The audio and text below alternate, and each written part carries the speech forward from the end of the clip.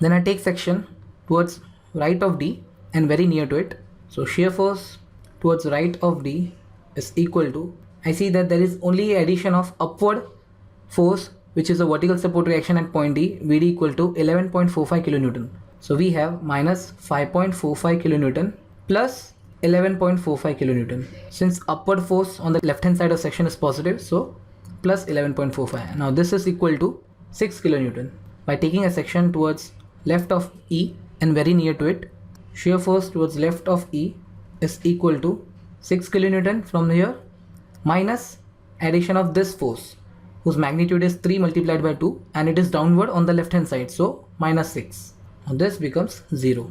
So with this our shear force calculation is over. Now we plot the shear force variation diagram or shear force diagram.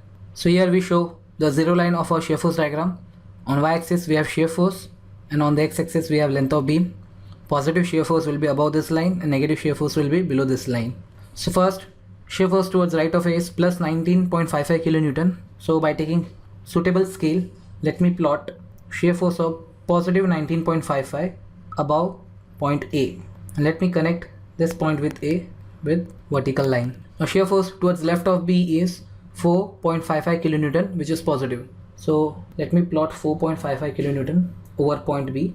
Now how the shear force is varying from point A to point B. If you see the load diagram, we see there is a uniformly distributed load between point A and B.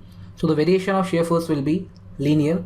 So I connect this two points with an inclined line, which will be a straight line for linear variation. Now shear force towards the right of B is minus 5.45 kilonewton. So I plot another value of shear force below point B of magnitude minus 5.45. Now let me connect this two points by a vertical line. Now we see that shear force towards left of D is again same, minus 5.45 kilonewton. So below point D, let me plot minus 5.45 kilonewton. Now since between point C and D there is no force, so our shear force remains constant. So let me connect it with a horizontal line. Now shear force towards right of D is plus 6 kilonewton. So our shear force is changing from minus 5.45 to plus 6 kilonewton. So let me plot plus 6 kilonewton shear force above point D. Let me connect this two point with a vertical line. Now shear force towards left of E is 0 kilonewton. So 0 kilonewton force at point E. Now how the shear force is varying between D and E. If you see again between point D and between point D and E there is again a uniformly distributed load. So the variation will be simple linear. So let me connect it with a inclined straight line. So we see that shear force is positive between point A and B and between point D and E, and it is negative between point B and D. So with this our shear force diagram is complete. Now let us analyze the shear force diagram. We see that at point D the value of shear force is changing its sign from positive to negative. So here at point B the positive bending moment will be maximum, whereas at point D our shear force is changing value from negative to positive. So at point D the negative bending moment will be maximum. Since we know that shear force is equal to rate of change of bending moment with length of beam. So when shear force value is 0, the bending moment is maximum. Next we do the bending moment calculation. Again we start from point A and we move towards point E. So first is a bending moment at point A. We see that bending moment at point A is equal to 0 since summation of all the moment about point A is equal to 0.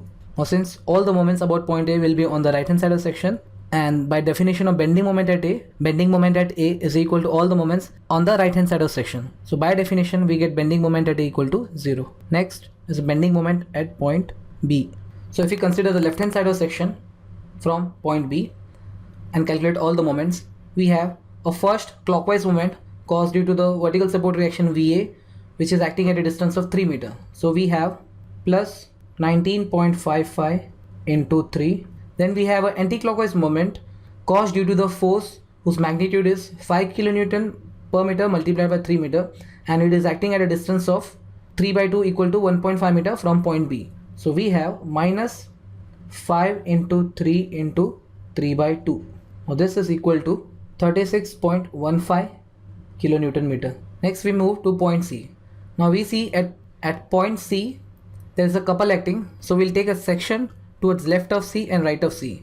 So by taking a section towards left of C and very near to it, bending moment towards left of C is equal to, first we have clockwise moment caused due to this vertical support reaction, which is acting at a distance of 3 plus 3 equal to 6 meter. So we have plus 19.55 kilonewton multiplied by 6 meter. Then we have the anti-clockwise moment caused due to this UDL, whose magnitude will be 5 multiplied by 3, and it is acting at a distance of, if it is acting at the center, the distance will be 3 plus 1.5. So we have minus 5 into 3 into 1.5. Then there is an anti-clockwise moment caused due to this vertical downward force of 10 kilonewton, which is acting at a distance of 3 meter from this section. So we have minus 10 multiplied by 3. So the value comes out to be plus 19.8 kilonewton meter.